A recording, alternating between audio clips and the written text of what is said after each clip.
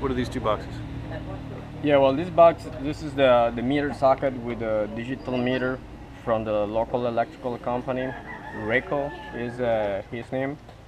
And what this meter does is actually read all the uses from the well pump for the community.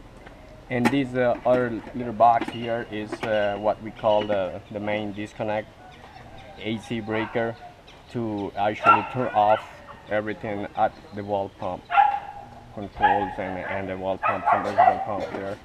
And here we have an underground feeder that goes all the way to the pump run equipment, and also a grounding conductor for the to protect the whole entire service.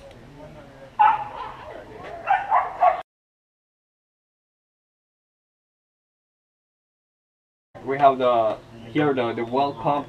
Inside here we have the submersible pump about like 180 feet deep, and this is the control for the pump, and this our meter is what actually read the uses of the pump.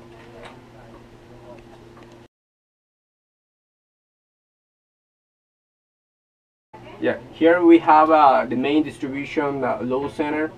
What we had here is well, this actually coming from the main service, and from here we have three breakers. The first breaker is 2-pole 20 amps, which is feeding the Sunny Boy inverter.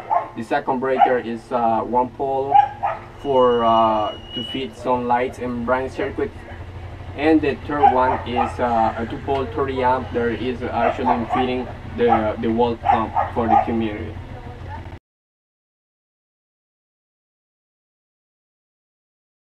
Yeah, here we have the inverter. This is a Sunny Boy inverter, 3000 watt TL USL, which is transformerless, and which what this inverter does is convert the DC voltage to an AC voltage that can be used by the wall pump. And here we have a DC disconnect. And what this does is to disconnect the whole power for the inverter. Here I want to explain a little bit more close about what this whole display does, and what we actually got here is a couple of things that we need to actually put attention, which is how much power we are producing on a given time, which is about 2,519 watt each change according with the way how the sun shines. The daily production is about 4.5 kilowatt hours, and then the total accumulated is about like 0.005 megawatt hours. Here on the left hand side we have in our symbols there says that we have 400 volt, and then change about like 7.1 amps.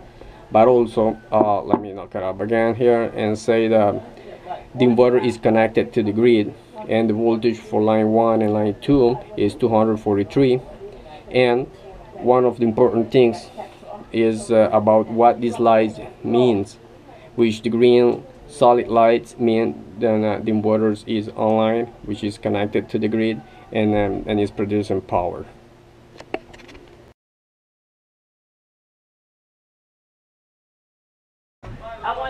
Here we have the junction box. This is what we connect all the solar cables from the roof to this box, and also here is where we tie everything, and from here goes all the way to the inverter DC disconnect. Also, I want to explain about what this device does, and this is a lighting protection, which is rated for 600 volt DC max, which if we exceed more than that, it will disconnect the whole system from the inverter in order to protect it. We also have a ground wire from the roof all the way to the ground road to protect all the PV array connections of the roof.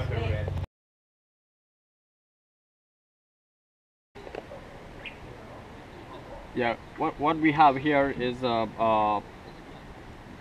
this whole entire PV array is conformed with 15 modules. Each module is about like 265 watt each, the total capacity that we got here on the roof is about almost 4,000 watts, and we want to explain about how this system works, but also we want to bring to people's attention is one of the big things about to have the maximum production on the panels is do the right maintenance. Leads and dirty stuff from the panels is need to be removed and clean them up on a regular basis in order to maintain the production on the max capabilities.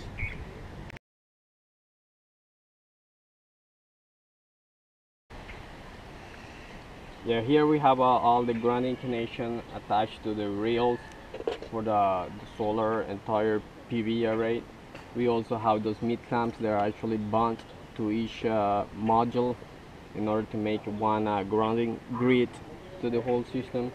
I also want to explain about these cables. These are the MC4 cables. They're what these are connect all the panels and series, and from here goes straight to the junction box that we got right below this roof.